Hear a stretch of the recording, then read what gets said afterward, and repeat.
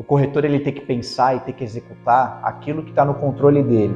Ou seja, não é ontem, não é amanhã, mas é o hoje. Então eu falo sempre isso para eles, né? Que o melhor dia é o hoje. Não é o amanhã, não é o que antecedeu. O melhor dia sempre é o hoje. A comissão ela é o último passo, né? Primeiro a dedicação. O corretor tem que se dedicar o máximo possível, porque o ganho dele vem da dedicação. Não adianta fazer um dia uma coisa, pausar, fazer outro dia outra coisa. Tem que ter uma rotina de vida. Eu acho que não adianta o corretor achar que ele vai se dedicar uma vez por semana, 2 vezes por semana, vai ter isso aqui como bico e aí vai ter êxito. Eu acho que em qualquer profissão, para você ter êxito, você tem que se dedicar 100% do tempo. Ser corretor é desenvolver o salário e o dinheiro que você quer ganhar. Para isso, você vai ter que dedicar tempo. Você é responsável pelo seu ganho. E todo dia, o dia que você levanta, até o dia que você deita, no final do dia, aquele dia se torna o melhor dia da sua vida. Você vai ser exatamente o profissional que você quer ser. Você quer ser um cara de alta performance, você vai ser um cara de alta performance. Ser corretor é se dedicar todos os dias. Tem bastante trabalho para fazer, tem muito fomento de carteira para fazer, para desenvolver e trazer a receita que você quer ganhar todos os meses. Então, quem desenvolve isso é você, quem faz a sua agenda é você. A vida do corretor ela é pautada na organização. O sucesso do corretor está muito atribuído à organização e, como eu falei anteriormente, na resiliência. Porque o trabalho do corretor não termina quando ele sai do escritório, continua quando ele está em casa, continua no final de semana. Porque o corretor ele está 100% disponível para os clientes dele, para que a gente possa fazer ótimos negócios. Todo dia você tem atendimento, todo dia. E raramente um só. Então você não pode colocar pedrinhas, você não pode colocar dificuldade na situação. É muito não que a gente toma. Então é muito desafiador você fazer o corretor não deixar de acreditar que ele vai conseguir fazer. E ele trabalha muito mais porque ele tem um objetivo. E se ele está focado naquele objetivo, ele vai alcançar. Eu vou tentando ser o meu melhor. Eu não estou aqui para ser mais um. Eu não nasci para ser mais um. Eu não nasci para ser medíocre. Eu tenho que estar acima da média. Se eu pensar desta forma, eu não estou querendo ser melhor que ninguém, não estou querendo ser mais do que ninguém. Esse é o meu sonho. Se eu colocar dentro do meu coração o meu sonho, que eu quero estar aqui, eu vou estar aqui. Agora, se eu achar que eu vou estar aqui, eu sempre vou estar aqui. Então o preparo ele vem primeiramente do psicológico. Eu falo sempre para os meus corretores, vocês têm que mudar o mindset de vocês. O cliente tem um poder.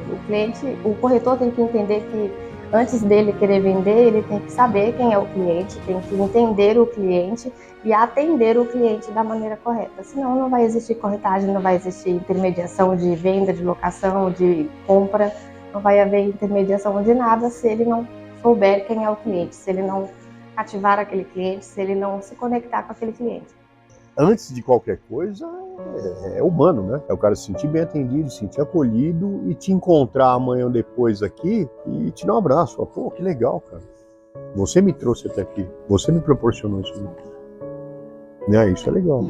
Nós temos uma máxima aqui. Hoje você é meu cliente, amanhã você é meu vizinho. Eu tô aqui. Desde sempre, não pretendo sair daqui. Então quero te proporcionar um bom negócio. E vou proporcionar. Eu quero te encontrar amanhã aqui no centrinho comercial e tomar uma cerveja com você.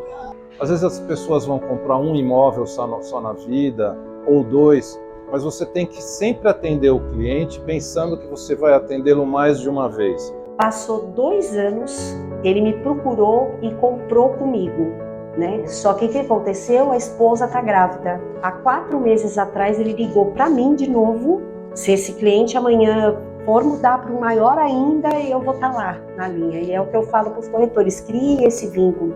E não é falso, porque se você tem a paixão, você acaba se apegando com a história da pessoa. O corretor que faz conta antes de sair para atender, ele não fecha. A gente tem que ser um 20, a gente tem que entender o cliente, o que ele precisa. O corretor precisa entender qual a necessidade do cliente. De fato, o que o cliente comprador está buscando e também o vendedor, porque o vendedor está vendendo por algum motivo. Precisa entender os 2 lados, porque os 2 lados são os nossos clientes, tanto o vendedor quanto o comprador. Isso vai mudar bastante em relação ao valor que a gente consegue negociar, inclusive, consegue ter um poder de barganha maior. Então eu falo para ele, estudar é muito bom, perguntar é melhor ainda. Tento passar né, esse aprendizado, essa importância que a gente tem que dar para ouvir bem as pessoas, né, e conseguir desenvolver uma relação. Tem que ter um relacionamento com o seu cliente, porque não é um relacionamento de amigo, de esposo, de filho, um relacionamento familiar, mas é um relacionamento afetivo, onde se você não souber a necessidade daquele cliente, o momento daquele cliente, a expectativa daquele cliente, você não vai fazer o negócio. Essa relação é de confiança, né? Ela precisa ser estabelecida com confiança e a gente só passa confiança quando a gente fala com uma certa propriedade daquilo que você faz. O cliente hoje ele sabe muito mais do que o corretor. Se o corretor ele não entender, não tiver antenado na mídia, conversar com os outros corretores amigos dele, diretor, entender de tudo que está acontecendo, política, futebol, como que ele vai sentar numa mesa e conversar com um cliente que ele não sabe que tipo de cliente que vai entrar? A gente sempre aprende, né? Todo dia a gente aprende alguma coisa nova, até porque o mercado ele é muito dinâmico. E a gente tem que estar por dentro de tudo, né? Um pouquinho sobre investimento, um pouquinho sobre a inflação. Então, acho que estando por dentro de tudo, a gente consegue fazer com que flua melhor. Eu acho que ele não pode deixar de conhecer imóvel, de adquirir conhecimento, porque é isso que vai dar o know-how que ele precisa. Eu acho que conhecimento em tudo. Não só em relação a imóveis, eu acho que você tem que ser um pouco de tudo, você tem que conhecer um pouco de tudo. Essa base começa pela captação. Então, para captar, você tem que ter foco.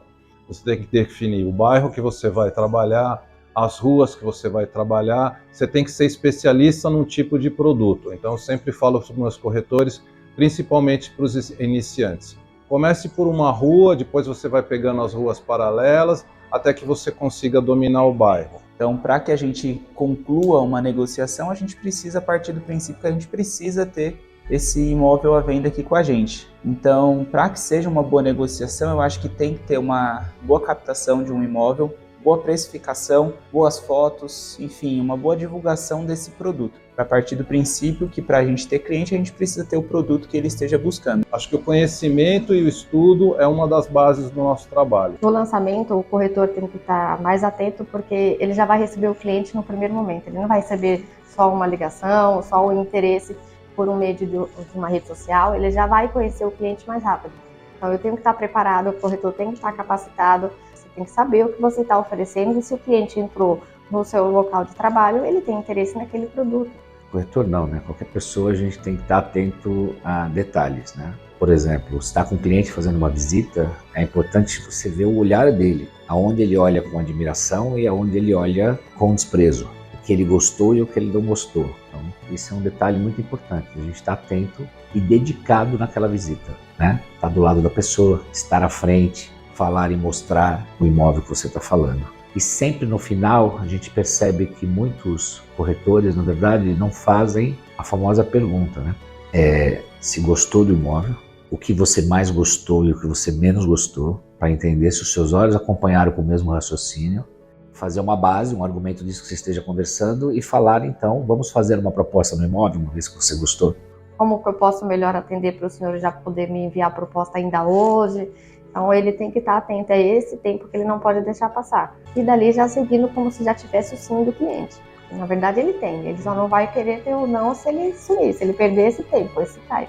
E aí é onde se inicia a tratativa. Então a venda, na verdade, ela se inicia obviamente pelos caminhos normais, mas ela se aprofunda e ganha um peso bastante grande exatamente na hora da visita, ou seja, no final da visita. É onde ela ganha o maior peso, onde ela ganha a maior notoriedade e onde você tem as grandes chances de poder fazer com que aquilo vire um êxito que seja favorável para todo mundo e que as coisas aconteçam. E após toda essa parte feita, bem elaborada, entra na parte de negociação, que é aí onde ocorre a parceria entre corretor e gerente.